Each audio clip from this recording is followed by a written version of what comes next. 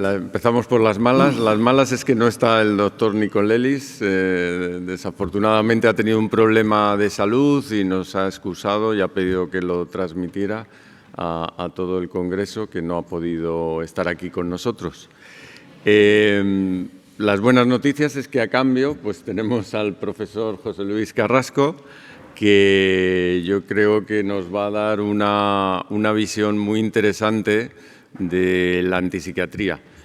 Yo creo que José Luis es una persona muy adecuada para hablar de esto porque ya aúna experiencia, tiempo vivido dentro de la psiquiatría, pero a la par todavía tiene el empuje de la juventud y yo creo que eso es una parte muy interesante, muy importante para dar una visión pues ya más ponderada sobre este tema de la antipsiquiatría, ¿no? José Luis, como todos sabéis, es catedrático de psiquiatría y jefe de servicio en el Hospital Clínico de Madrid. Y bueno, pues como he comentado, va a hablar de la antipsiquiatría, que es un procedimiento que apareció ya hace casi 2 siglos, pues en parte con unos planteamientos, pues yo creo que justos, ¿no? Porque inicia todo el proceso de la desinstitucionalización, que desde luego era necesario, ¿no? Pero esta parte de crítica, ¿no? a los procedimientos psiquiátricos pues se ha ido manteniendo y transformando en una especie de cultura o movimiento más bien anticultura que nada tiene que ver con la psiquiatría. Ayer hablaba el profesor Berrios de todo lo relativo al componente sociocultural, que sin duda es parte importante de nuestra especialidad, pero que desde luego no se puede convertir en un movimiento simplemente político-social, ¿no? Como trata de hacerse también desde la antipsiquiatría. Entonces yo creo que es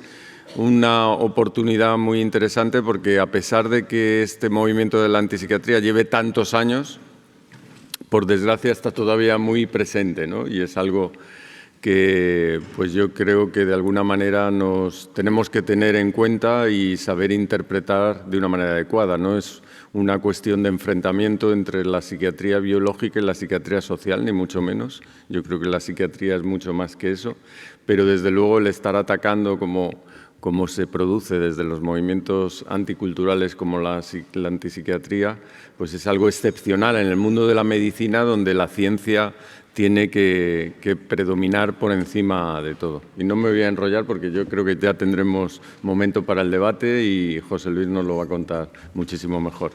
Gracias, José Luis. Muchas gracias. Bueno, muchas gracias, José Manuel, sobre todo por lo de la juventud. Lo demás, pues más o menos será sabido, pero de eso se han enterado ahora.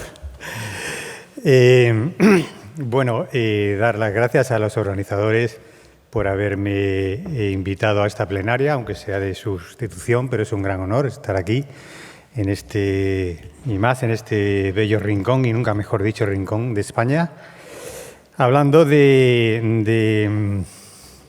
qué estamos hablando? Y de eso es lo que yo voy a intentar reflexionar.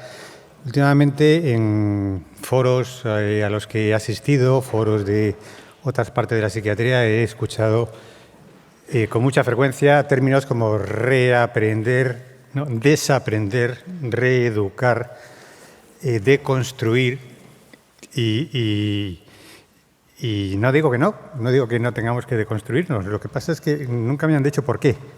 ¿Cuál es la razón? ¿Cuál es el argumento por el que hay que reeducarnos, desaprender, ¿no? Incluso suena un poco a maoísta o a Pol Pot, ¿no? Reeducar.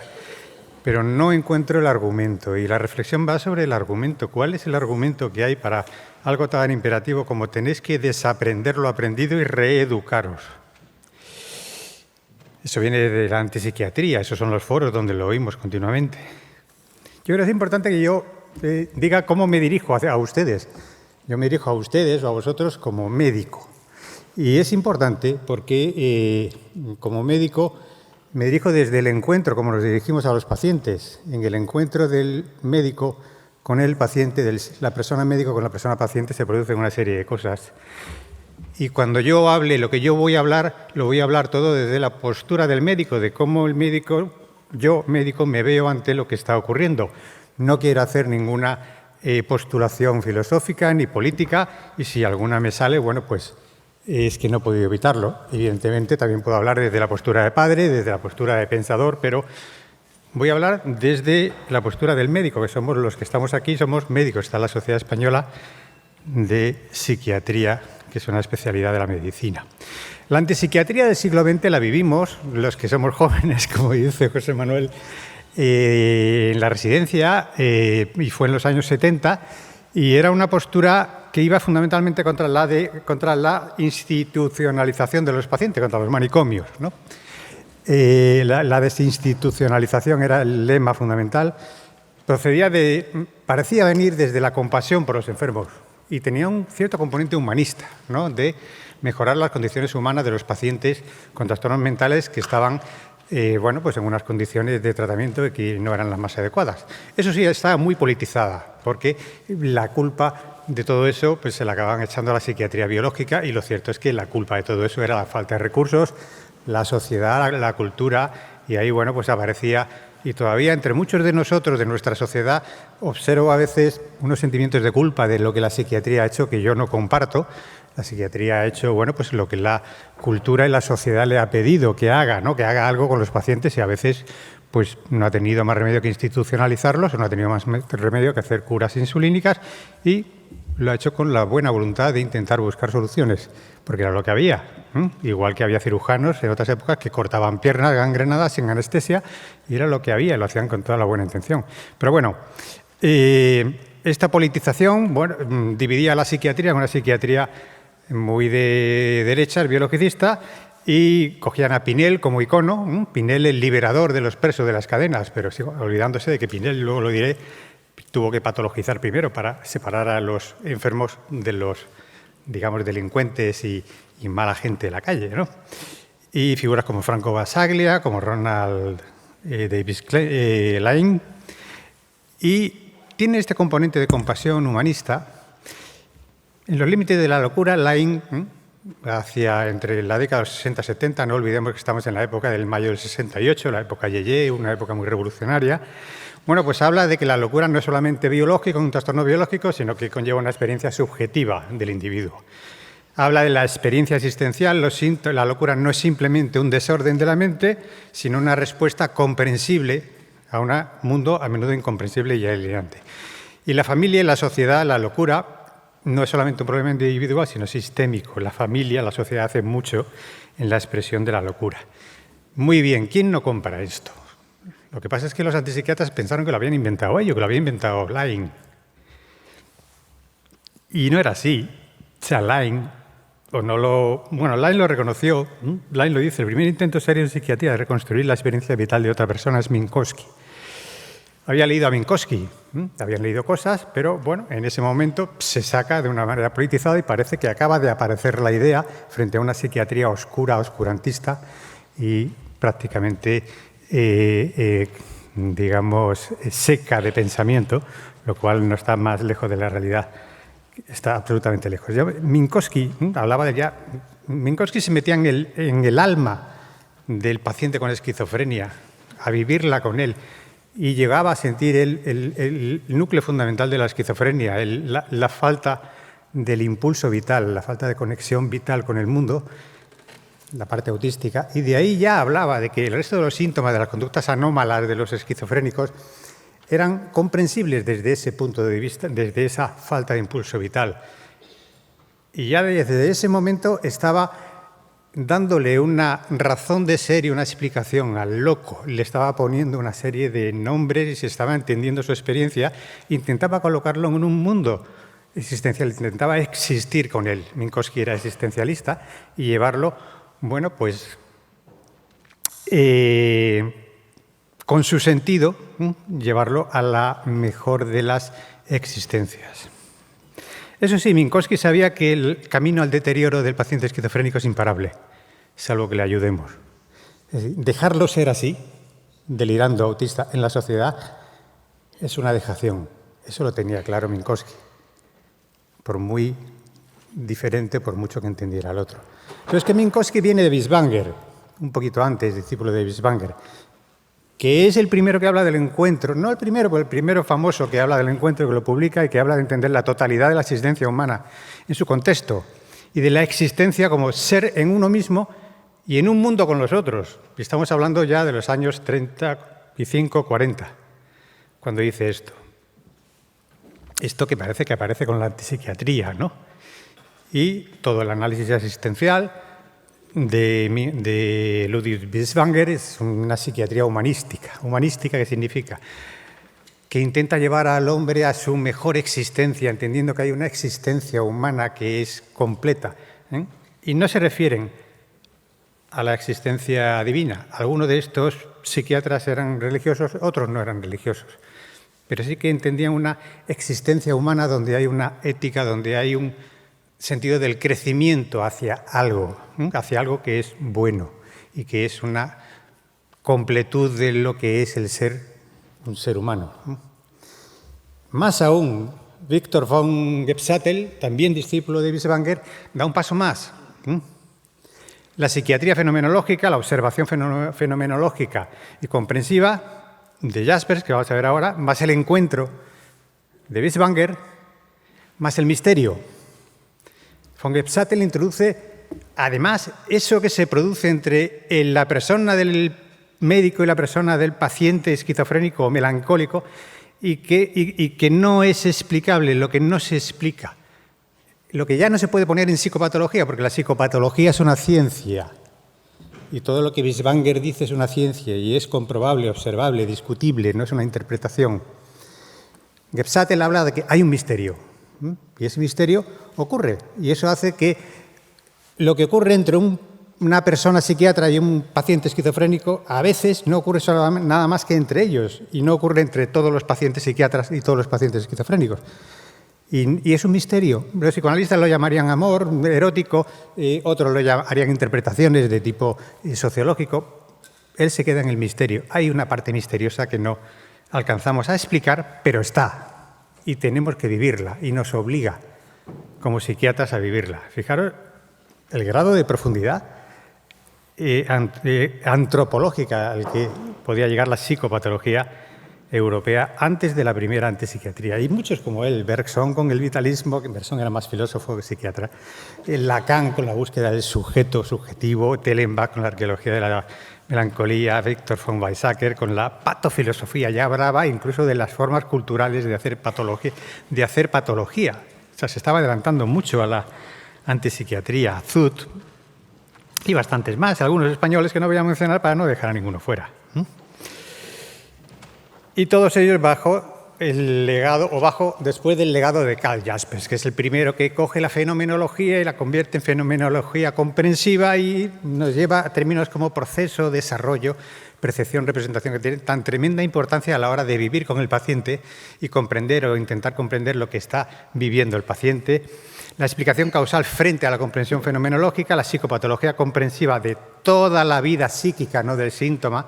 O sea, todas estas cosas que parece que los psiquiatras de la anteriores a la antipsiquiatría no sabían, estaban todas escritas. Y los psiquiatras más mayores que yo, como Miguel Casas, que está ahí, lo sabía perfectamente, lo había leído. Yo todavía, bueno, pues estaba en pañales.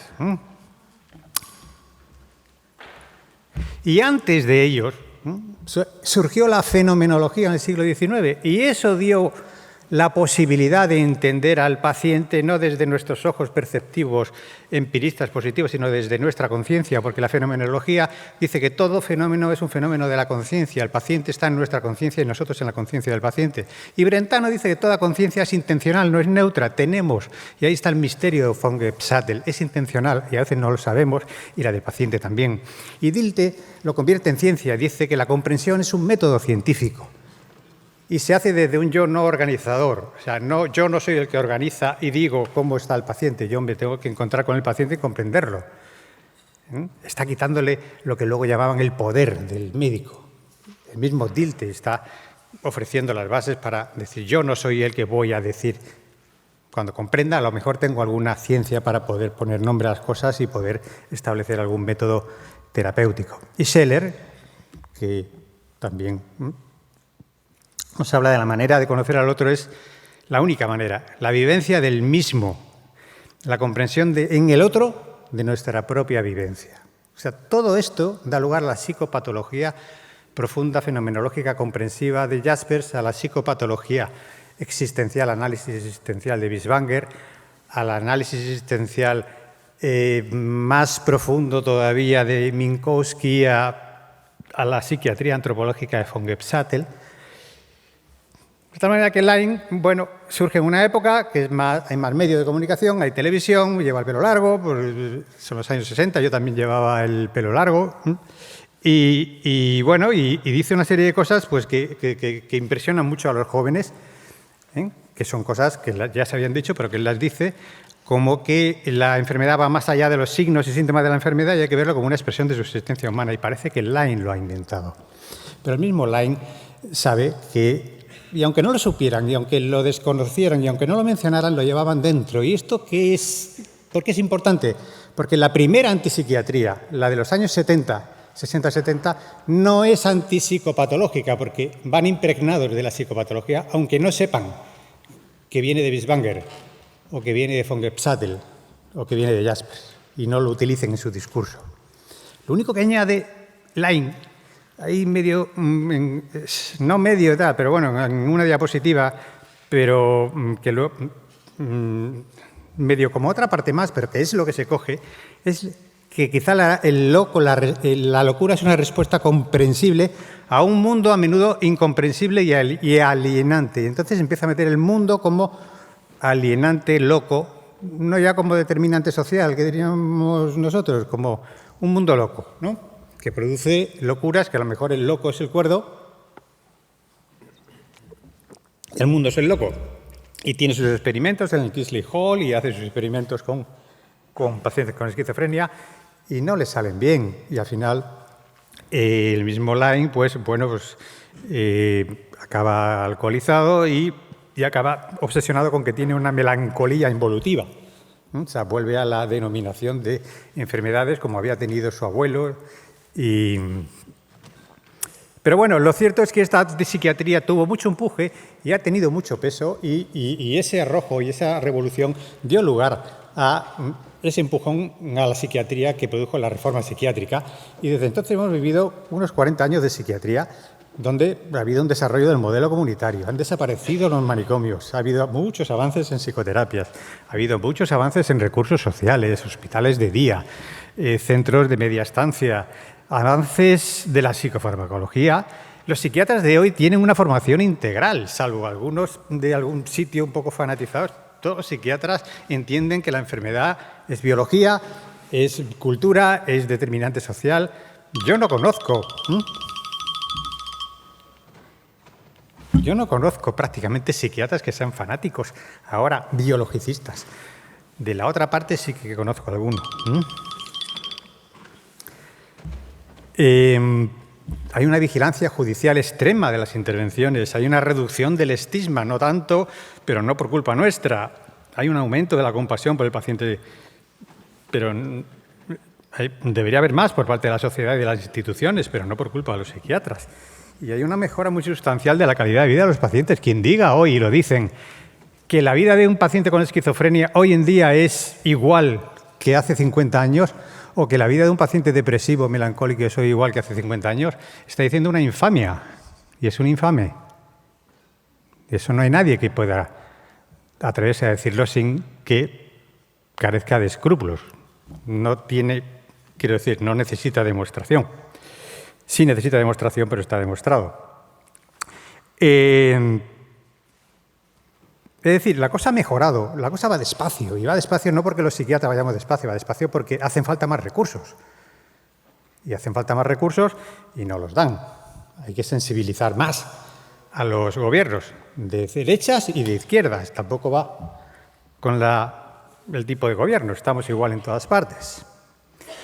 Entonces, si todo ya estaba mejorando, si ya estábamos todos en la idea de la psiquiatría global, integral, existencial, con síntomas y con existencia, con biología y con toda la existencia y lo social y el contexto, ¿por qué de nuevo surge y con más virulencia una antipsiquiatría en los últimos años, 4 o 5 años? ¿qué es lo que ha pasado? Si íbamos bien, solo que necesitábamos más recursos. Y esta nueva antipsiquiatría, su motivo ya no es humanizar la asistencia, ya no va de psiquiátricos, ya no va de mejorar el modelo comunitario, ya no va de eso, va de construir la psicopatología y de despatologizar. Y ha habido culpables de eso, de por qué ha aparecido esto. Y los culpables están entre nosotros, porque les hemos allanado el terreno para que eso ocurra. La American Psychiatric Association, la psicológica también, la hice de 9 y luego la hice de 10, aunque en menor grado, pero se dejaron arrastrar por lo angloamericano. Bueno, definen la psicopatología como un término general que describe un comportamiento significativamente disfuncional o diferente de lo normal. Nada que ver con la psicopatología de la que hemos estado hablando hace un momento. La psicopatología es tu comportamiento es anormal, tu comportamiento es un síntoma. Y cuando el DSM-3, el 4 y el 5 hablan de psicopatología, están hablando de síntomas. Confunden el síntoma con la psicopatología. Y los psicólogos igual. Y nos han llenado de cuestionarios para estudiar al paciente, cuestionarios. Y todo es psicometría. Y psicometría para estudiar la experiencia del paciente. Y cientificismo compulsivo y escribir artículos, 1000 artículos de la misma cosa, una impactolatría, un cientificismo donde lo profundo, la psicopatología, tenía poco que hacer a la hora de meter artículos, ¿no? Y al final, ¿qué ha ocurrido? Bueno, pues que nosotros nos hemos olvidado de la psicopatología. La hemos dejado de lado y hemos dejado el campo en barbecho. En barbecho.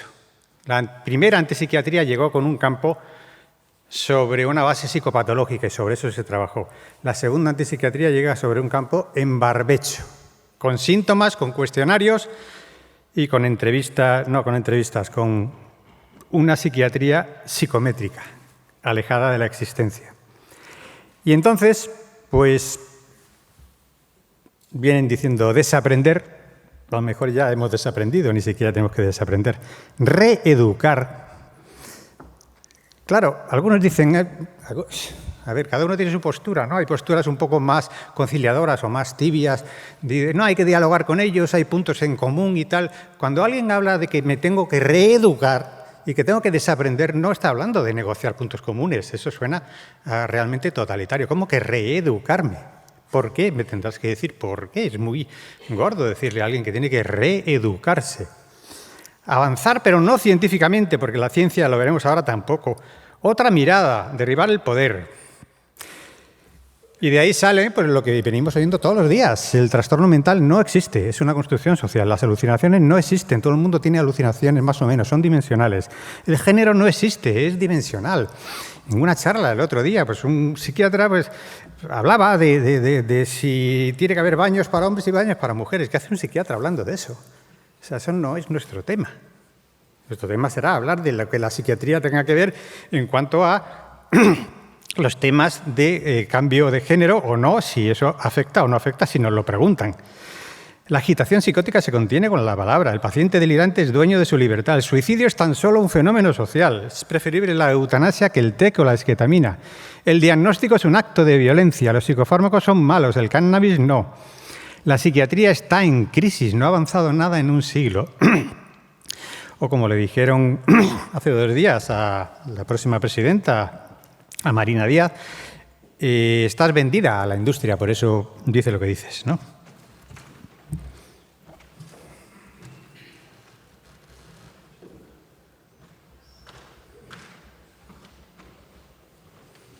Sí, perdón, me he equivocado. ¿Qué es lo que ha pasado? Una parte, hemos dejado el campo en barbecho, otra parte, vamos a rebobinar. Todos los psicopatólogos que he mencionado antes tienen una base filosófica que está en la escuela de Heidelberg y que es Martin Heidegger. Martin Heidegger, año 27, luego años 30, luego años 40, luego más, tiene dos patas fundamentales. Una es el Dasein, el ser ahora, ser ahí, ahora en el mundo, y eso da lugar a la psicopatología comprensiva, psicopatología existencialista, psicopatología antropológica que hemos visto. Ser siendo, existiendo con el paciente. Pero tiene un tronco de su filosofía que tiene diversos nombres. La caída es uno de ellos, ¿no? Hay que traducirlo. El hombre está cayendo, pero no cayendo en el sentido malo. Es como que el hombre no... Martin Heidegger no es humanista. Y se enfada mucho con Jaspers cuando llega a presentarle sus escritos y su tesis y le dice, yo soy existencialista como usted. Y él le dice, yo no soy existencialista ni humanista.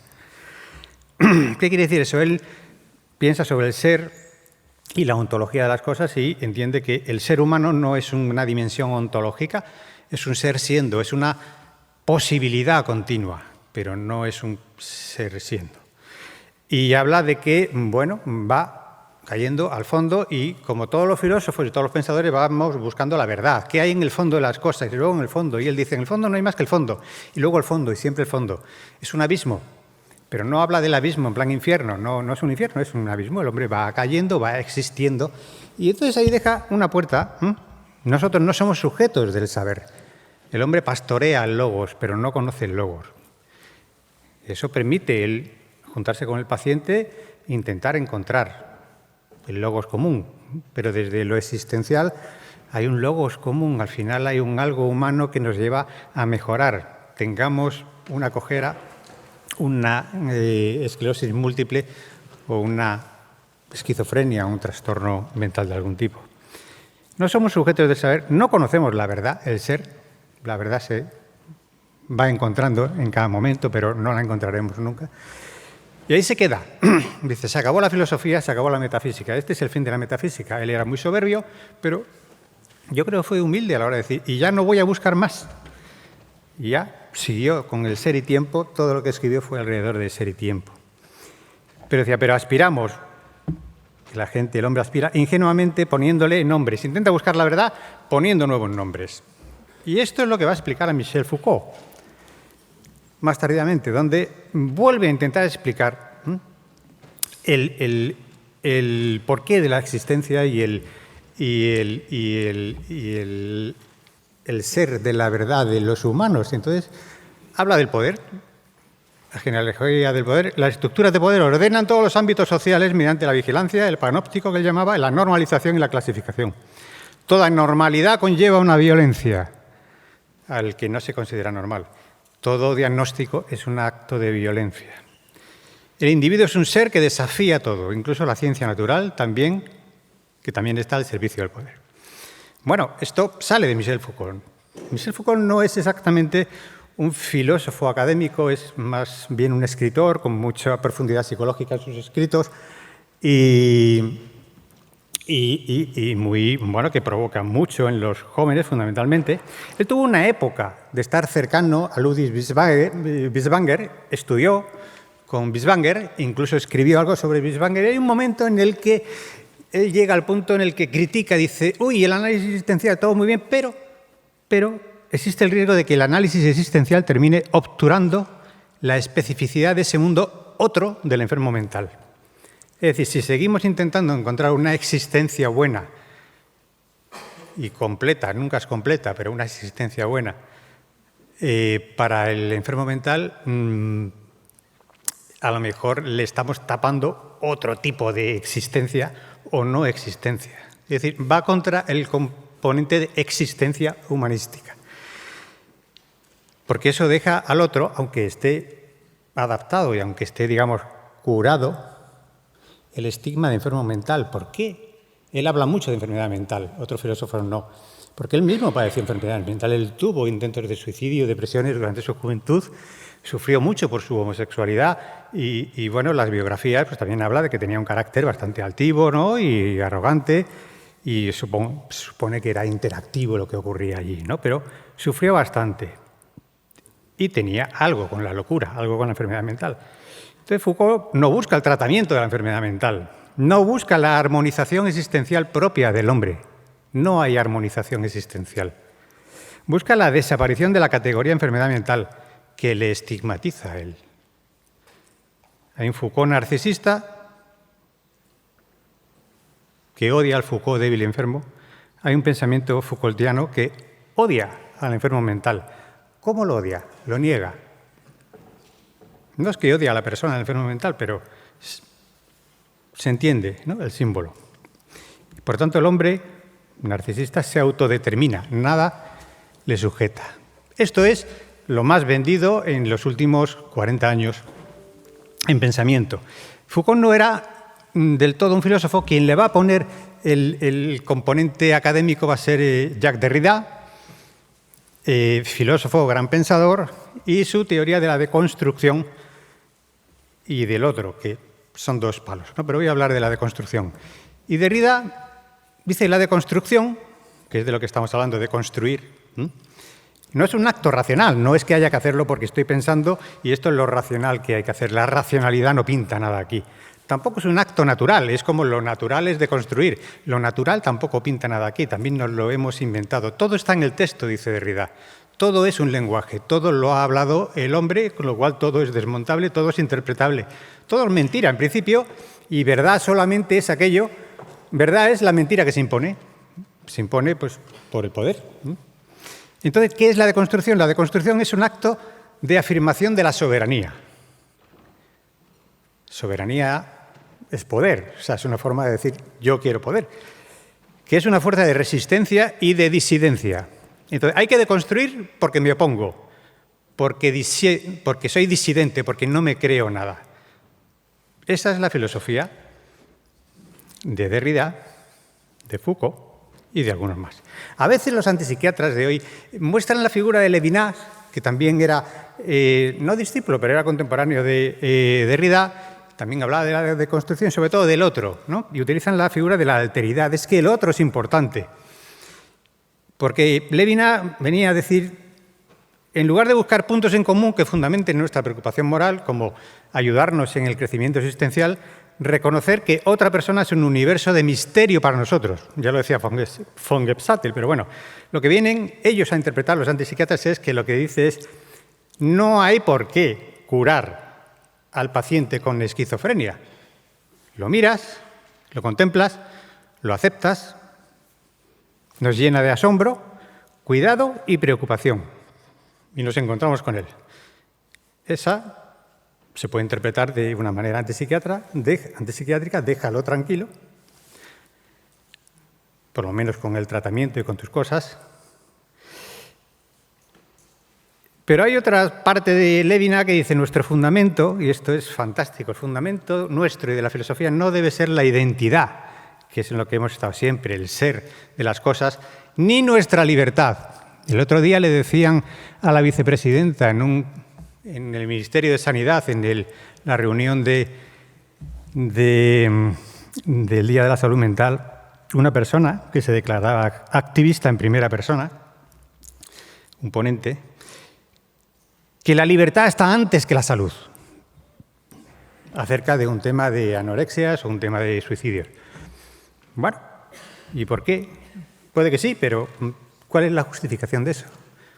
Porque lo dice la Declaración de Derechos Humanos, que no lo dice, pero porque yo lo digo. La libertad está antes que la salud. Bueno, pues Levinas, y esto no lo mencionan los antipsiquiatras, dice que el fundamento no es la identidad ni nuestra libertad, ha de ser el otro, vivimos para el otro. Es la responsabilidad por el otro. Entonces ahí es como yo, cuando yo como médico, no como filósofo, me puede encantar Levinas y me puede encantar Derrida y me encanta leerlo. Pero como médico, yo me pregunto, ante el otro, ¿cuál es mi responsabilidad? Ante el otro esquizofrénico, ante el otro melancólico, ante el otro que se quiere suicidar, ¿cuál es mi responsabilidad? La del médico psiquiatra. Así es que la deconstrucción para la medicina, ¿qué significa? Bueno, pues en la psiquiatría existencial y sanadora, que es en la que estaríamos, digamos, yo y la mayoría de nosotros, el médico recibe a una persona sufriente, el médico intenta explicar las causas del sufrimiento y comprenderlas, y el médico es otro que en el encuentro con el paciente intenta comprender las causas del sufrimiento. En la antipsiquiatría actual del siglo XXI, El médico recibe no a una persona sufriente, recibe a un disidente del saber. Yo no quiero que me ponga estas cosas, yo no quiero que me pongan pastillas, yo no quiero que me ingresen. Recibe un disidente del saber. Acordaros de la disidencia de la deconstrucción de Derrida. El médico no es un otro personal, el médico es un poder por el hecho de ser médico. El médico diagnostica y patologiza para anormalizar. Esa es la antipsiquiatría del siglo XXI, que no es la misma antipsiquiatría del siglo XX, que ha hecho mucho bien en el impulso que ha dado a la psiquiatría y a todos los que estamos aquí. A pesar de las cosas también malas que tenían, como tenían la otra psiquiatría excesivamente biologicista o bueno, lo que fuera.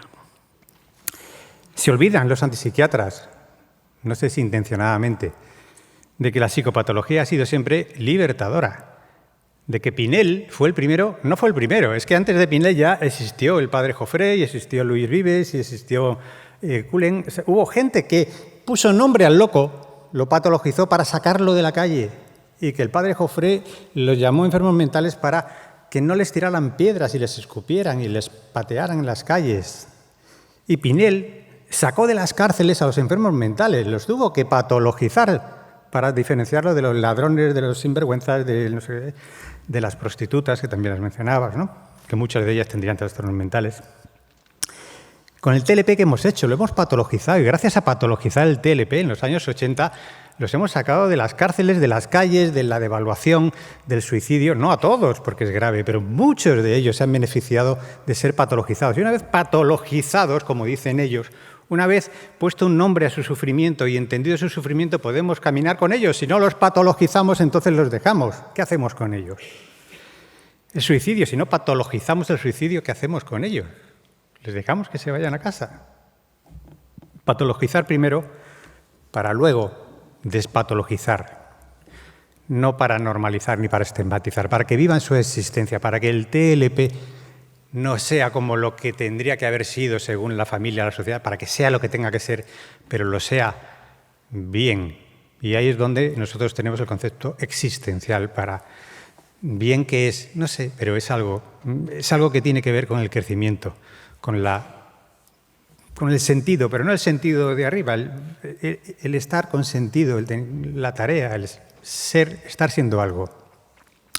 Eso es nuestro, eso no es la antipsiquiatría. Lo nuestro es la psicopatología, o debería serlo. El psicopatólogo no tiene la verdad, nunca ha aspirado a tener la verdad. Busca la verdad de cada paciente, la verdad para liberar. Claro, no estoy hablando del DSM-4, evidentemente, que es clasificatorio, y de gran parte de la psiquiatría que se está haciendo hoy en día, que es clasificatoria. Pero la verdadera psiquiatría, la psicopatología, es para liberar la verdad, buscar la verdad para liberar. ¿Cuál es el significante de la psicopatología?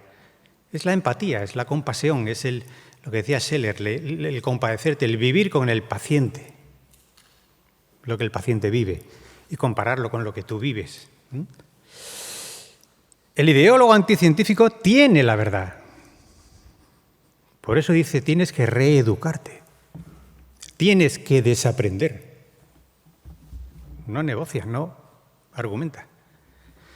Por eso no se puede argumentar con ellos. Yo no sé si alguno habéis podido argumentar. Yo no. O si argumenta es porque de pronto se transforma y cuando se mete entre médicos cambia el discurso. Y deja de utilizar el discurso que utiliza para el público, para el teatro. Eso sí me ha pasado. Pero el discurso que vemos cuando se juntan o cuando hablan en los medios es el que es. Tiene la verdad. Entonces, ¿qué hace? Negocia con el paciente su relación con la verdad, su derecho o no derecho al sufrimiento y lo que puede reclamar por su sufrimiento. ¿Y con quién negocia? Eso vamos a ver ahora. ¿Negocia porque el ideólogo es el poder? ¿O negociar el qué? ¿Cuál es el significante del ideólogo, del antipsiquiatra del siglo XXI?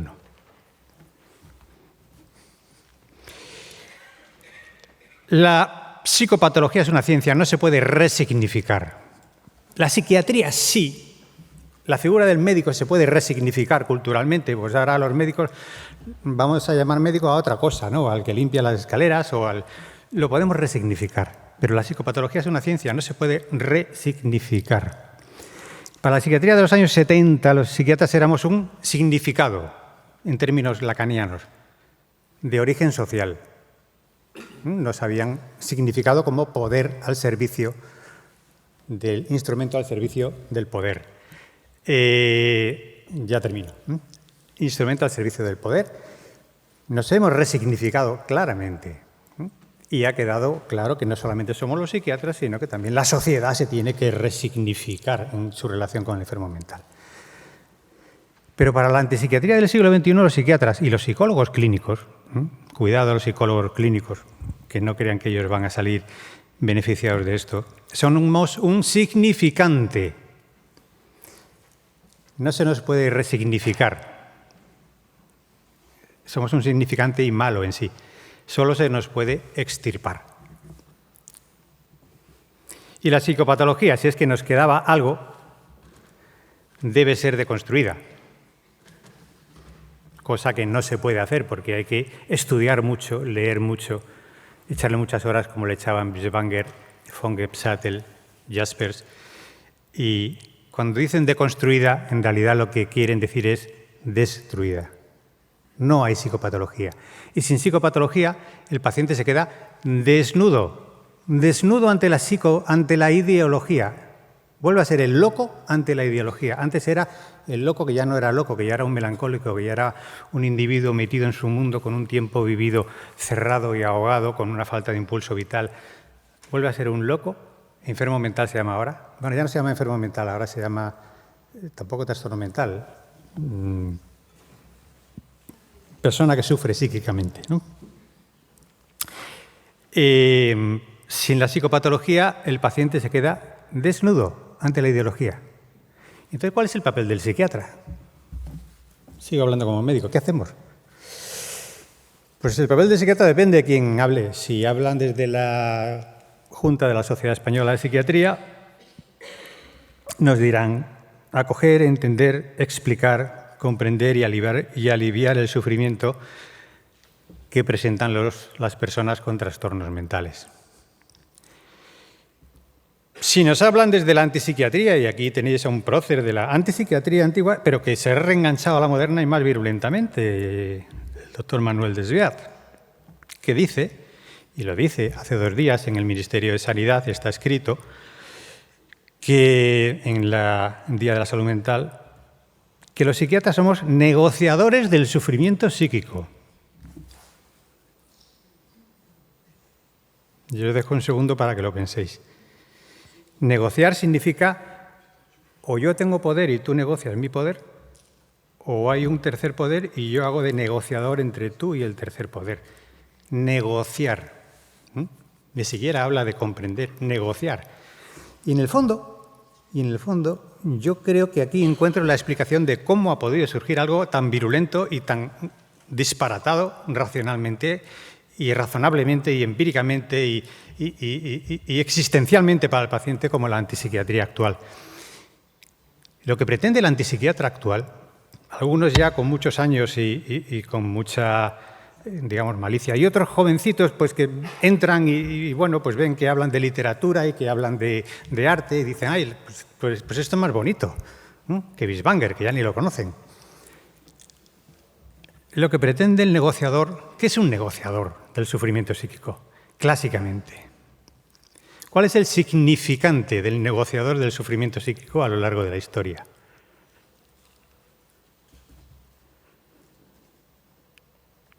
Estos son los negociadores del sufrimiento psíquico, porque ya no hablamos de trastorno mental. Yo sufro, estoy mal, y siempre hay un sacerdote, un chamán, un iluminado, alguien que dice, yo conozco la verdad, yo te digo cuál es tu verdad, y yo te digo cuál es la verdad, y qué es lo que tú puedes reclamar y lo que no puedes reclamar. Y si no tienes vivienda, reclama una vivienda, y ya dejarás de tener una esquizofrenia. Y si tienes 2 viviendas, no te quejes, no tienes derecho a tener sufrimiento psíquico. Negociadores del sufrimiento psíquico. Yo no sé si se puede hablar con este núcleo. Es como, primero hay que tener un juego que vamos a jugar. ¿Vamos a jugar al fútbol o a qué vamos a jugar? Si uno juega al ping-pong y otro juega al fútbol, no podemos jugar. No hay un punto medio. Esta paranoia anticientífica, fanática, solamente tiene un parangón, solamente hay otra entidad poderosa también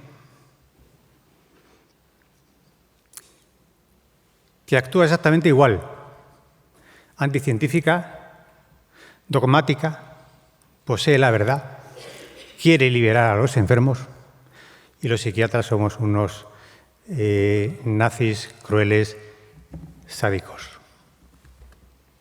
que es la cienciología, que además tiene mucho dinero.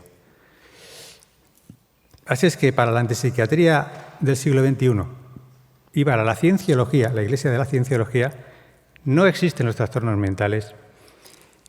Los psiquiatras sobramos. No es que no nos tenemos que reeducar, no podemos, sobramos. Y bueno, probablemente ante la presión de los unos y la fuerza económica de los otros, pues tengamos en algún momento que volvernos tibios y decir, bueno, perdón, pedido perdón, vamos a negociar, como Galileo. Pero como Galileo, yo como médico digo, pues no habrá trastornos mentales, pues no haremos falta, pero, sin embargo, los pacientes están ahí. Muchas gracias.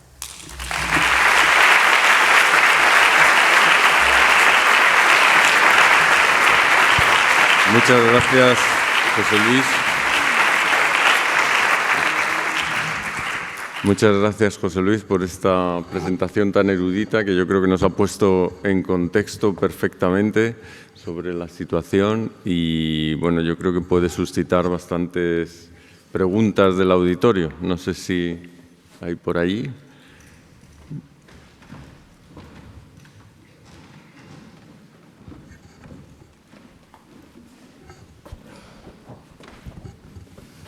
Muchas gracias, doctor Carrasco, por su ponencia muy sugerente y muy amena también. Usted ha mencionado que la psicopatología, en efecto, es una disciplina objetiva de la que podemos hablar, no es una interpretación. Y de alguna manera pienso, ¿no?, que esto nos protege de la ideología, del subjetivismo que cada uno puede tener, ¿no? Podemos tener un juego, un campo de juego reglado en común en el que podemos jugar, hablando de la psicopatología como disciplina objetiva, empírica, que se puede estudiar. Pero yo veo que, yo soy psiquiatra joven y me dedico ahora sobre todo en la psiquiatría de la infancia y la adolescencia y en lo perinatal. Y hoy en día, pues yo creo que vamos hacia un camino de prevenir, ¿no? Pero ¿cómo prevenir algo que no comprendemos? ¿Y cómo vamos a comprender los trastornos mentales si no sabemos de psicopatología?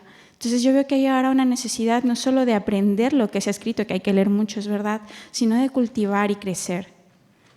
¿Y cómo hacemos eso sin caer en los reduccionismos de la psicometría y de las ideas filosóficas de la que cada uno pueda tener o venir?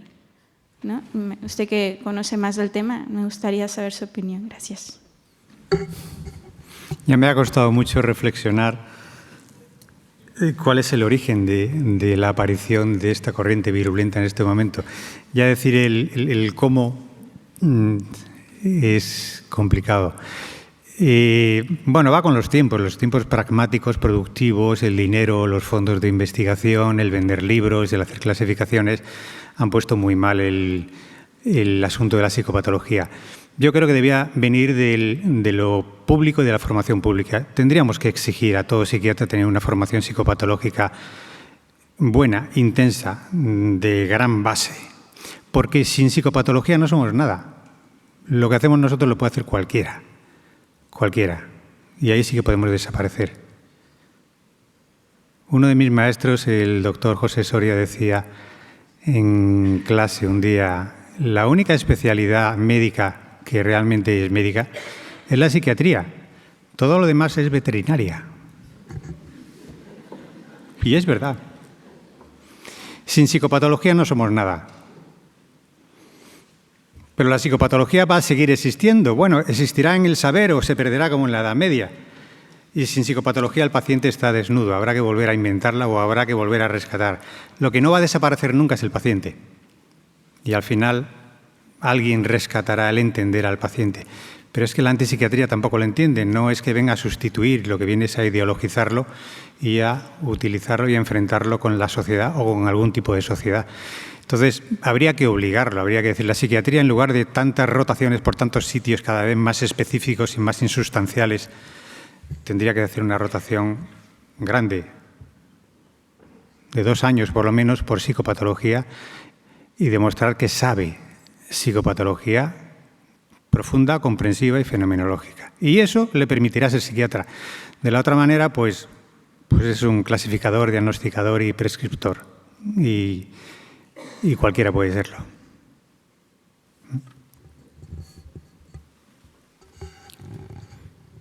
¿Más preguntas? Sí, José Antonio. Vale. Pues, sí, una adelante. Pregunta rápida. Primero de todo, felicitar al profesor Carrasco por esta profunda, yo creo que reflexión. La preocupación que yo creo que despierta este movimiento es si comparamos con el conocimiento que había de la oncología pues hace 50 años atrás, estas personas con esta visión dirían que las células del cuerpo se tienen que expresar, tenemos que dejarlas crecer, es lo que nos está pidiendo el cuerpo.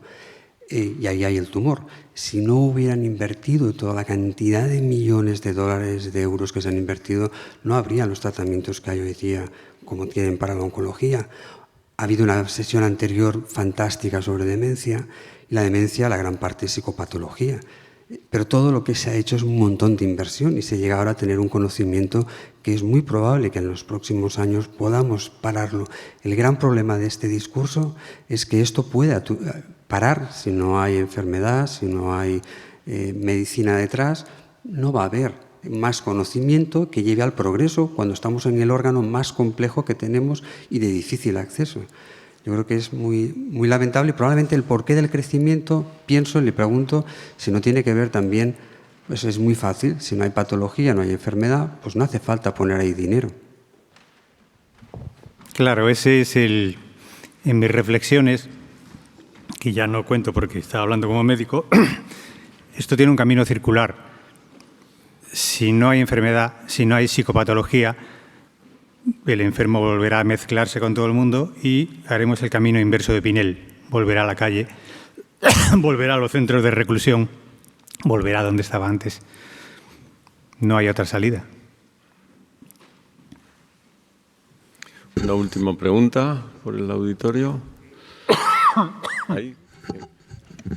Hola, felicitaciones por la conferencia, que ha estado muy interesante. Estoy plenamente de acuerdo con esa visión de la psiquiatría.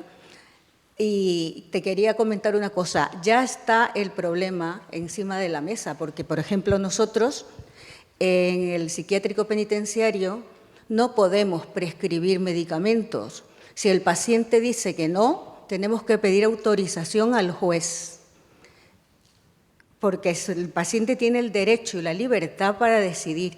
Sin embargo, en la sentencia, que es una cosa que se contradice, porque en el fallo que da el juez a un paciente que ha cometido un delito, resulta que dice que tiene que seguir, lo ingresa de una medida de seguridad, de una forma, digamos, para que siga un tratamiento adecuado, con lo cual esto está incomprensible. Y yo sé que en la psiquiatría, digamos, no penitenciaria, todavía el psiquiatra puede poner medicamentos, pero nosotros estamos, la verdad, bastante atados de pies y manos, ¿eh? No podemos hacerlo, porque nos vienen los de la Comisión de la Tortura y tal, y entonces es imposible. Te lo quería aportar. El problema es que como un día no le ponga el medicamento a un paciente y el paciente se tire por la ventana, el juez no va a ir por la Comisión de Tortura, va a ir a por ti. Si hay alguna denuncia por parte de algún familiar del paciente. Mientras no cambien la ley definitivamente y lo digan por ley, y prohibido poner medicamentos involuntariamente, prohibido ingresar involuntariamente y nos dejen tranquilos. Mientras tanto, estamos sometidos al artículo 763 de la Ley del Código Civil y si algo pasa y no hemos ingresado involuntariamente o no hemos puesto medicación, vendrán a por nosotros. Muy bien, pues muchas gracias a todos, muchas gracias a José Luis por esta magnífica exposición y pasamos.